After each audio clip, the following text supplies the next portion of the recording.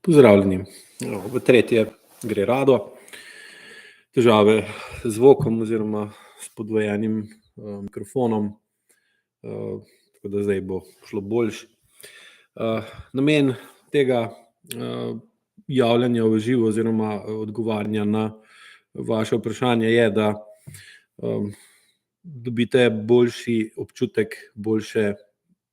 zavedanje, v katerih primerih in na kakšen način vam lahko AIQ metoda koristi. Zaradi tega, da je lažje se odločiti, ali vam pride AIQ metoda prav in na kakšen način. Na vprašanje bom odgovarjal z vidika tega, kako jaz kot avtor AIQ metode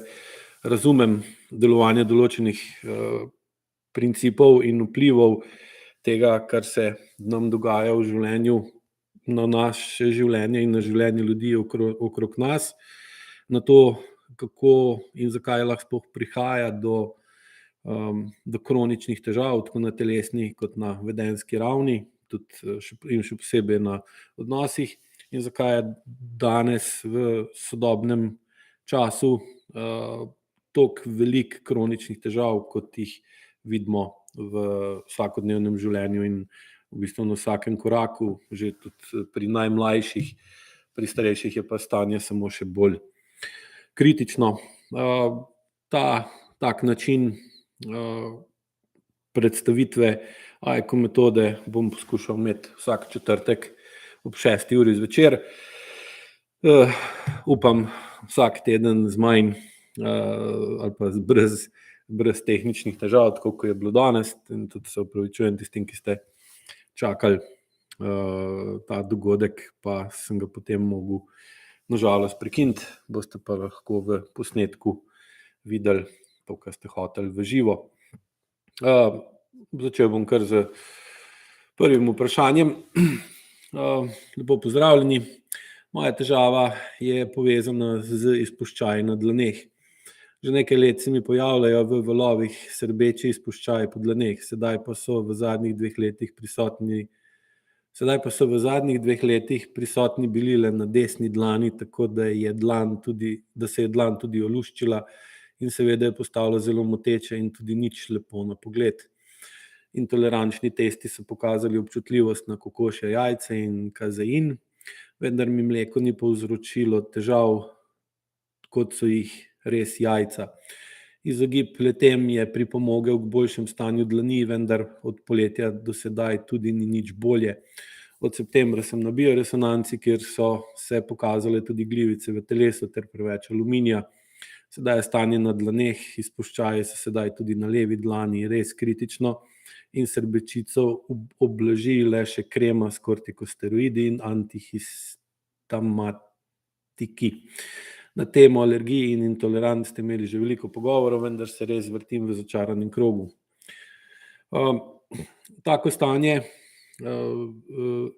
izpuščajev na dlaneh z vidika AIQ metode pomeni, da se dlan ne more uporabljati z normalno funkcijo, ker osnova pogleda, ki ga imamo, je, da struktura diktira funkcijo in funkcija določa in vpliva seveda, kakšna bo struktura določenega sistema, v tem primeru tudi seveda dlani. In zdaj dlan kot del celotnega človekovega telesa je namenjena temu, da prenaša in tudi sprejema energijo, še posebej kinetično energijo, se pravi z gibanjem dlani, z prenosom energije, ki je v obliki potencialne v trupu, in se potem, ko premaknemo roko, ko želimo z roko nekaj narediti ali nekaj nekomu sporočiti, nekomu nekaj dati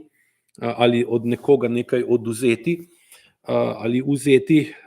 je ta, da skozi dlan gre energija lahko v vas ali v nas ali iz nas v nekoga drugega. In taki izpuščaji na dlani pomenijo, da se je spremenila struktura dlani, v tem primeru sicer bolj samo struktura kože, Lahko seveda pa spremeni se tudi struktura kosti oziroma sklepov, to imamo recimo pri artritisu in revmi, kar pa pomeni, da nekaj s funkcijo same roke oziroma dlani ni v redu. Običajno to pomeni take izpuščaje na dlani, da se energija, ki bi morala skozi dlan iti ven v prostor, v nekoga ali nekaj, to ne dela, zaradi tega, ker oseba zadržuje ta, recimo temu lahko rečemo tudi čustva ali pa vpliv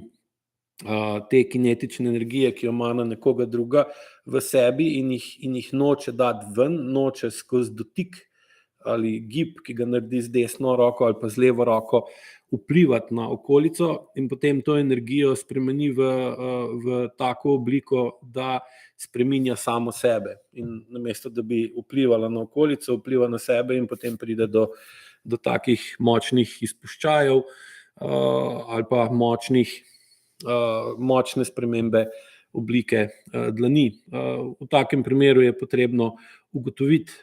kaj točno je razlog za zadrževanje tega. Običajno je na desno roko vplivajo bolj stanja, ki so tipična za moško vedenje, se pravi, govorimo bolj o agresivnem vedenju, dočim leva roka ima v večini primerov primarno funkcijo ženskega vedenja, se pravi, da umirja, da pomirja, desna pa da vznemirja in da dviguje napetost. V takem primeru se potem ugotavlja, kaj to osebo moti, ovira, ogroža ali omejuje, da zaradi tega, ker živi v takem okolju in v takih odnosih, da v njej dvigujejo močno dvigujejo notranjo energijo, s katero bi morala skozi dlani vplivati na okolico, da bi se odnos, ki ga ima z okolico ali z določenim delom okolice, uredil v manj motečega, manj ogrožajočega, manj omejujočega, pa tega ne more narediti zaradi takšnih ali drugačnih razlogov. Običajno se pokaže skozi prakso, skozi delo s tako osebo, ki ima tako težavo ali na dlaneh ene ali na druge roke ali obeh, da se boji odziva okolja na to, da bi spontano in avtentično ter brez zadržkov izrazila skozi dlani tisto, kar pač bi morala izraziti. In ker se boji reakcije okolja na njeno spontano in avtentično vedenje, rajš to energijo zadrži v sebi in potem dlan ne uporablja tako kot za to, za kar je dlan namenjena, se pravi, spreminja funkcijo dlani in zaradi tega seveda pride do spremembe strukture dlani. Tako, to bi imel zapovedati o tem. Naslednje vprašanje. Več kot vem in znam in bolje, in večkrat, ko sem parasimpatična, več vprašanj in idej se mi poraja v glavi. Kar je logično, ker parasimpatično stanje lahko tudi ni treba nujno karakterizirati kot umirjenost, ampak lahko rečemo tudi zdolgočasenost oziroma dolgočasje, ki ima sicer danes negativen prizvok ali pa negativno ga doživljajo ljudje kot nekaj neprijetnega, nekaj nezaželjenega, včasih celo groznega, ampak v bistvu je dolgočasje ali zdolgočasenost vir idej in seveda tudi vprašanj. Zato tudi toliko ljudi se boji biti zdolgočasenih in so pretirano aktivni. Nekaj sem o tem govoril že prejšnji četrtek, ko sem odgovarjal na vprašanja vezana na delo, na posel, na poslovnost. In ravno ta strah pred tem, da nam je dolgčas, ker bi lahko takrat spregledali, spoznali določene stvari v našem življenju, videli, kaj se nam v resnici dogaja. Veliko ljudi sili v to, da jim nikoli ni dolgčas in da vedno najdejo nekaj za početi. Tako da to, kar se zdaj, ker gospa, ki je to vprašala, jo poznam že od prej, ker že dlje časa se uči AIQ, je bila na začetku najinega sodelovanja vse sem parasimpatična ni bila in tako da to je izvrsten napredek. Omenil si intuicijo, ki se pojavi v glavi, ko smo bolj umirjeni. Jaz se vedno upoštevam, tudi ko se zjutraj namenim narediti po eno vajo ali največ dve v dobrih 20 minutah. Seveda vaje za to, da se začnemo in da tako začnemo dan in da se zjutraj že začnemo bolje čutiti.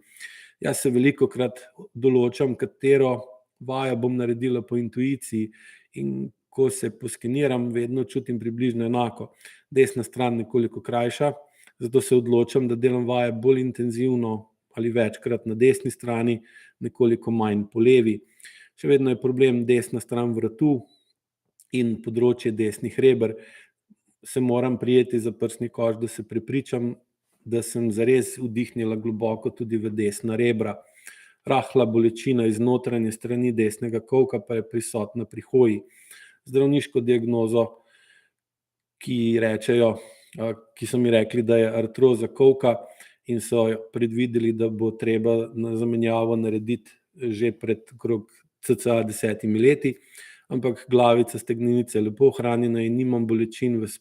desni sprednji stegenski mišici in kolenu že dolgo ne več.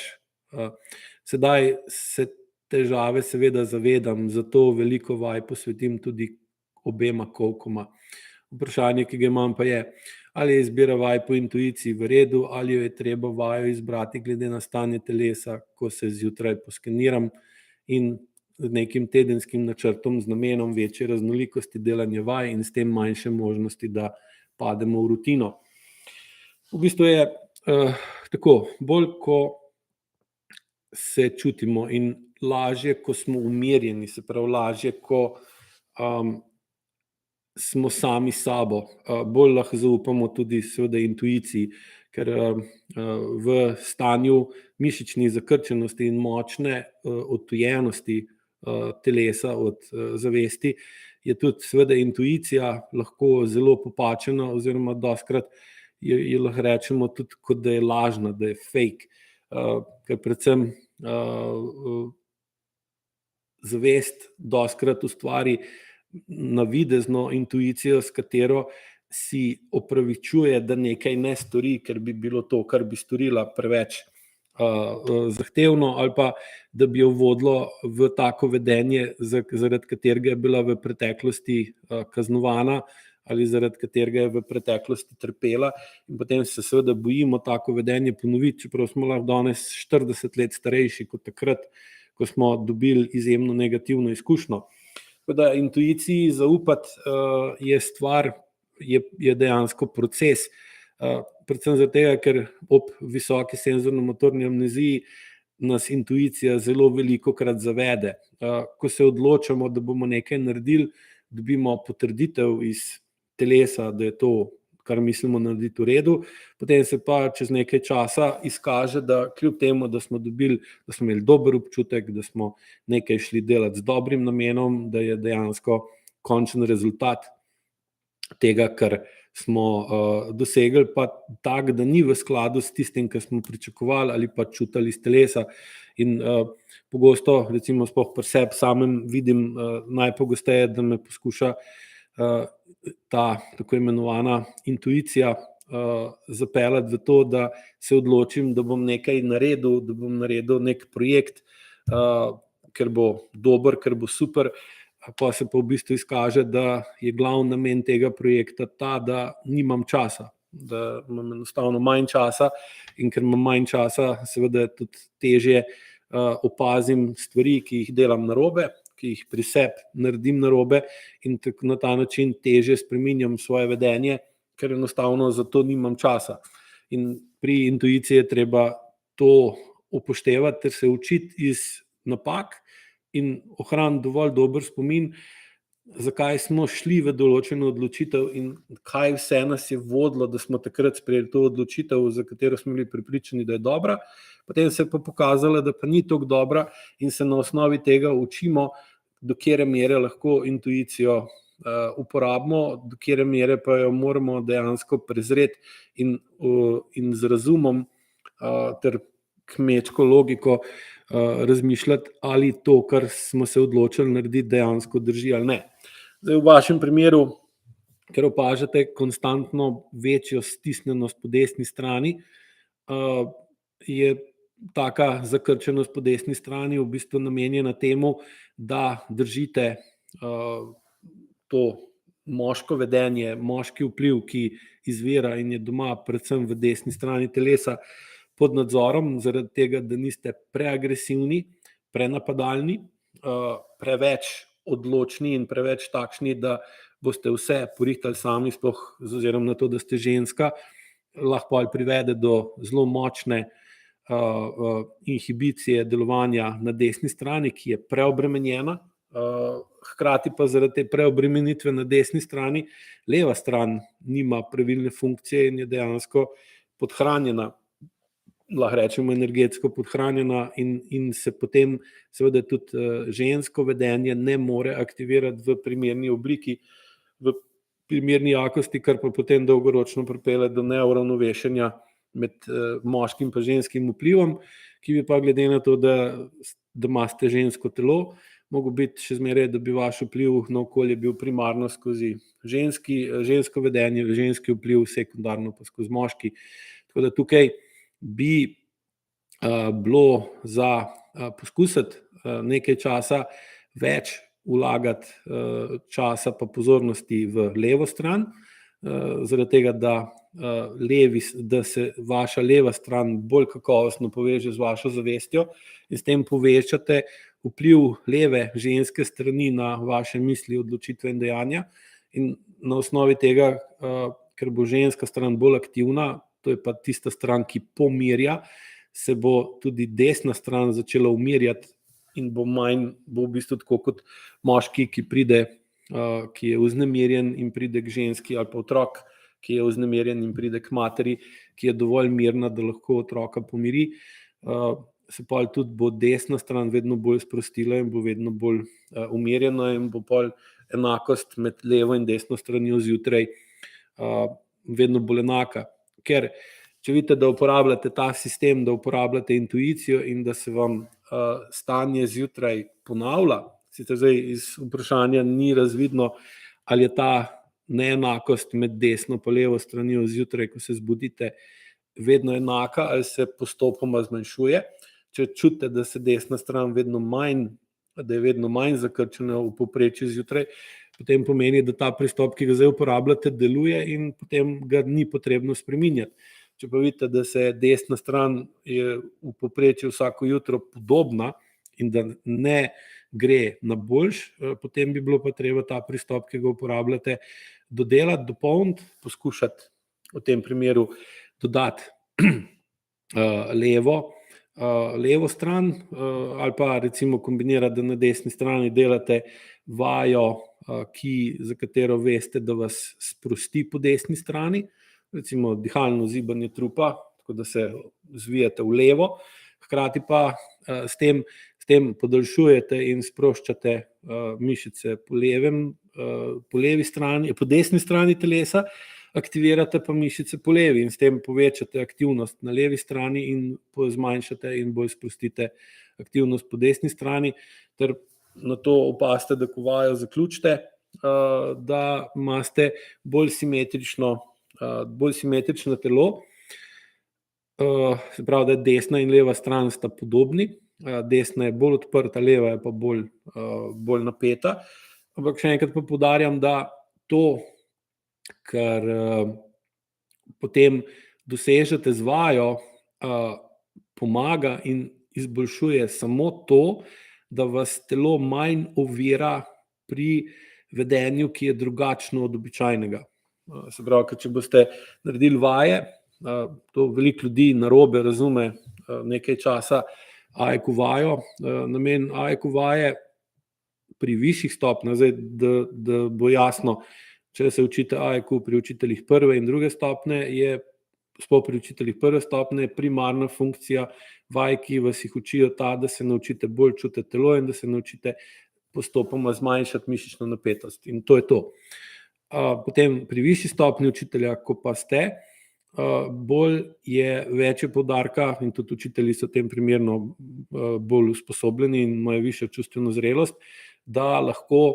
vam svetujejo, kako spremenjeno napetost, mišično napetost v telesu in s tem večjo sposobnost bolj spontanega, raznolikega in bolj avtentičnega vedenja lahko imate, ko zaključite z vajam in se začnete in se s tem zmanjša vpliv podzavesti na vaše vedenje in poveča vpliv zavesti na vaše vedenje. S tem, da jasno tukaj je pa še potrebno poudariti, da ko zmanjšate vpliv mišične zakrčenosti in podzavesti na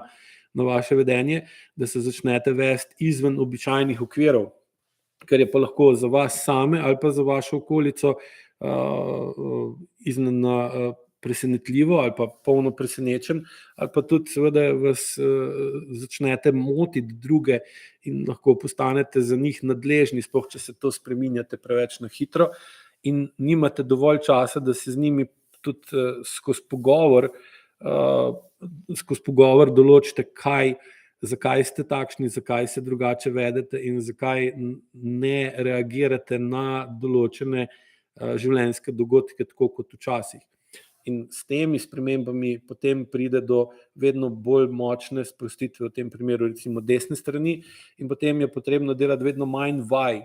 zato da ostanete, da ste zjutraj, ko se zbudite, bolj enaki, bolj simetrični in da se bolj čutite, predvsem zaradi tega, ker vas ni več toliko strah čutiti dejansko stanje v telesu, ki pa pri kroničnih stanjih je vse prej kot prijetno, in ko se zbudimo in vemo, v kak dan gremo, kaj nas čaka, s kom bomo bili, kaj bomo spet mogli prenašati, ni čudno, da imamo pol telo zakrčen ali pa ločen od zavesti, ker telo sploh ne bi hotelo iti tam, kamor gremo, ampak pač moramo iti zaradi takih ali drugačnih razlogov. Tako da je odgovor večplasten.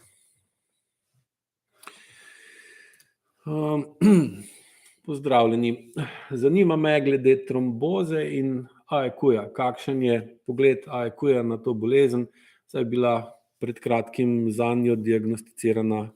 moja sestra. Glede kroničnih stanj v krvi, kot recimo to, pri AEQ je tako, kri jemljemo kot potencialno energijo, zaradi tega, ker ima kri povišan potencial, se pravi, v njej je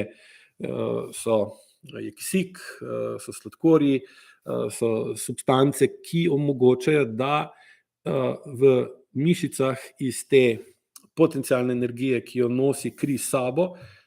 naredite določeno gibanje, se pravi, mišica se skrči ali se sprosti, in se ta potencialna energija, ki jo imamo v krvi, spremeni v kinetično energijo, se pravi gibanje mišice, skozi gibanje mišice se pa začne pa seveda to gibanje, krajšanje ali daljšanje mišice se pa potem prenese tudi na celotno telo in pride do tega, da se oseba premakne, premika in s tem vpliva nase in na druge. Torej, kri kot taka je dejansko prenosnik potencialne energije, lahko si jo predstavljate kot nafto v naftovodu ali pa plin v plinovodu. Sam plin, recimo, ki je v plinovodu, ima potencialno energijo, ki jo potem, ko pride do gorilnika in jo prižgete, se spremeni v ogenj, ki je pa kinetična energija, ki greje in s tem dobite zaključen krog. Torej, motnje v delovanju krvnega obtoka, kot recimo tromboza vsekakor je,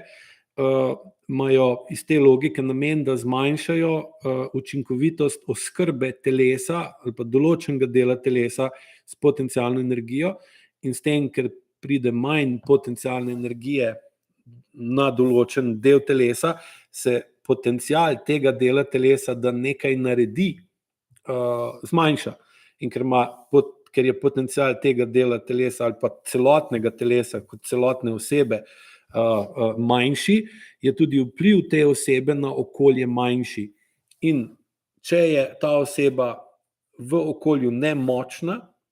se pravi, da je v okolju, ki jo moti, ovira, ogroža ali omejuje, ne more pa svojim vedenjem, svojim vplivom na okolje, svojo močjo vpliva, ki ga lahko na to okolje ima, spreminjati to okolje in ne preostane drugega, kot da se more s tem sprijazniti, da v tem okolju ne more doseči primerne spremembe, kar je pa predvsem odvisno od ravni čustvene zrelosti te osebe in okolja, v kateri ta oseba je. Potem, ko taka nemoč traja dlje časa in jo ni več možno ohranjati samo s povišanim mišičnim tonusom, ki drži osebo v nekem krču, v neki zamrznjenosti in s tem preprečuje spontano in avtentično vedenje, tako kot sem prej že razlagal pri odgovoru na vprašanje o spuščajih na dlaneh. Potem se vse skupaj prestavi v drugo fazo, kjer se pa zaradi tega dolgotrajne nemoči, kljub temu, da telo proizvaja dovolj potencialne energije, da bi lahko oseba šla v simpatičen način delovanja in bi šla v boj ali beg, se pravi, ali bi vplivala na okolico, se pravi, z njo borila, da bi dosegla svoje, ali pa bi bežala ali pobegnila iz te okolice, iz tega toksičnega okolja ven. In ker za simpatično delovanje boj ali beg potrebujemo potencial, se pravi potencialno energijo, dobimo tudi seveda s krvjo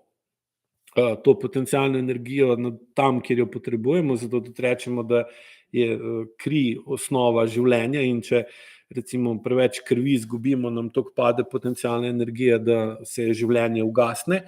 ali pa da imamo vročo kri, da nam je kri zavrela. To so vse pogovorni izrazi, ki kažejo na to, da ljudje so že dolgo nazaj razumeli, kako vlogo kri sploh ima, vsaj na tak neznanstven način. In zdaj, če pride do take stvari kot tromboza, pomeni, da je že toliko dolgo nemočna v tem okolju, da je šla iz te prve faze, ko to nemoč poskušaš ohranjati z mišično zakrčenostjo in spremenjenim dihanjem, da je šla v to, da zdaj pa na telesni ravni prihaja do tega, da je potrebno ta potencial za delovanje zniževati na druge načine in v takem primeru pride potem do takih bolezni, kot je ta. In ker zaradi tromboze se ne sme živcirati, mora biti bolj umirjena, ne sme biti v stresu in seveda s tem dobi opravičilo ali pa pokritje za svojo nemoč in se lahko vda lahko rečemo, v usodo. Čeprav stres in razburjenost in podobna stanja so seveda koristna, če znamo to energijo, ki jo skozi stres dobimo, uporabiti na tak način, da primerno spremenimo ali okolico, v kateri smo, ali pa da gremo stran iz okolice, ki jo ne moremo spremeniti. To je pa seveda naša lastna izbira. Tako da pogled AIQ na trombozo je ta, kot sem zdaj navedel. Imamo pa še eno vprašanje.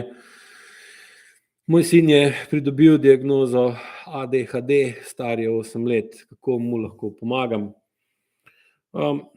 Pri ADHD-ju ali pa pri nemiru, ki ga otrok ima,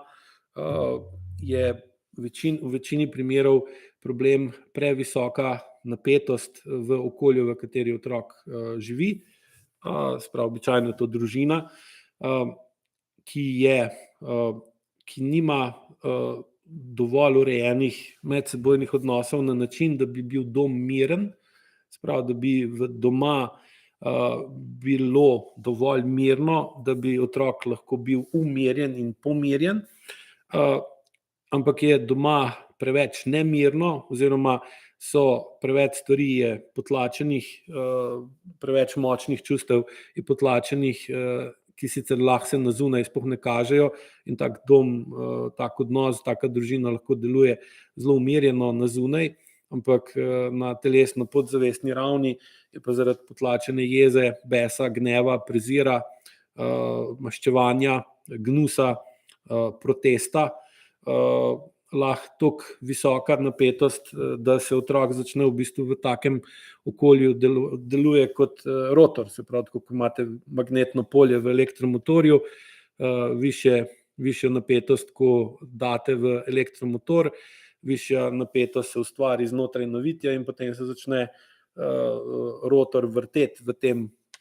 in se potem ta napetost, ki jo dajete in tok, ki se potem sproži v elektromotorju, spremeni v gibanje, se pravi potencial električne napetosti se spremeni v kinetično gibanje vrtenja motorja. In na podoben način tudi otrok, ki ima visoko notranjo napetost, ki jo pa ne more tako dobro blokirati, kot jo lahko odrasla oseba kasneje, jo more spreminjati v določeno gibanje, v določeno vedenje in na tak način dejansko sprošča višek energije, ki je v družini ali tudi mogoče v katerem drugem okolju, v katerem je otrok veliko časa, in na ta način v bistvu sprošča viške iz sebe ven, da ne pride do preobremenitve notranjega sistema. Teda v takem primeru je potrebno, ko me kontaktirajo za tako stanje, je vedno isto, se pravi pogovor in analiza, kakšni so dejanski odnosi med možem in ženo, oziroma med očetom pa med materjo otroka, ki ima takšno diagnozo. Potem se analizira oblika telesa obeh staršev, vedenje, izražanje in se ugotovi, kaj točno, kje je nezmožnost, da prepoznata napetost, da povečata svojo sposobnost zaznavanja, kako se počutita vsak v sebi, da zaznata, kaj dejansko se skriva pod preprogo pri enem in pri drugem in zakaj je ta vloga v družini ženske, ki naj bi družino umirila, in moškega, ki bi naven širil, naven deloval z energijo, s katero bi spreminjal okolje in bi pol prišel domov in bi doma se v bistvu umiril, kaj tukaj ne deluje. Običajno se potem pri večini primerov ugotovi, da mati je imela zelo visoko notranjo napetost, ki je ni zaznavala, niti se ni zavedala, saj ne direktno, in se je potem skozi učenje AEQ vaj in v tem primeru tudi seveda AEQ dihanja nauči vedno bolj jasno zaznati, kdaj je napeta, in tudi vedno bolj zna določiti in poimenovati, kaj jo napne, kaj jo drži v visoki napetosti, kaj dvigne notranjo potencialno energijo, ki jo pa ne zna spremeniti v kinetično, da bi uredila tisto, kar jo moti, ovira, ogroža ali omejuje, ampak to potencialno energijo drži v sebi in pol s tem otroka seveda vznemiri, ker otrok, ko čuti mamo, da ima povišeno potencialno energijo, postane živčen. In to živčnost, če traja dlje časa, mora pa spremeniti v neko gibanje in pa mu zaradi te nemirnosti lahko dobi diagnozo, kot je ADHD, ki je vedno bolj pogosta in sploh v tujih državah, za Slovenijo ne vem, ampak za Ameriko in Anglijo je zdaj predpisovanje pomirjeval in različnih drugih kemičnih substanc, ki pomirijo otroka, že doseglo že zelo velike razsežnosti, ki niso bile nikoli prej v zgodovini človeštva ali pa v novejši zgodovini takšne, kot so danes. In bolj ko mati in seveda potem tudi oče znata določiti, začutiti in poimenovati sama sebi in en drugem, kaj točno se dogaja v njih in kakšni so vzroki za to, da sta tako, in znata to potem z bolj učinkovito komunikacijo in bolj pravilnim določanjem, kako bosta porabila čas in kam bosta vložila energijo in čas, postajata vedno bolj učinkovita v reševanju problemov, se napetost v družini zaradi višje učinkovitosti reševanja problemov in manj problemov, ki zaradi tega pridejo, zniža in nižja, ko je ta napetost znotraj družine, bolje otrok miren in ga seveda tudi mati in oče lahko pomirita s tem, ker sta ona dva bolj mirna in se potem sam ADHD počasi zmanjša ali celo odpravi in ga ni potrebno zamenjati z neko drugo obliko, ki se pri otroku, še posebej pa, ko gre tam v neko 9., 10. leto, spremeni v pretirano športno aktivnost ali pa pretirano delo na nečem drugem in na ta način postane preveč aktiven nekje drugje, da s tem ta nemir in to notranje napetost, ki je v družini še kar prisotna,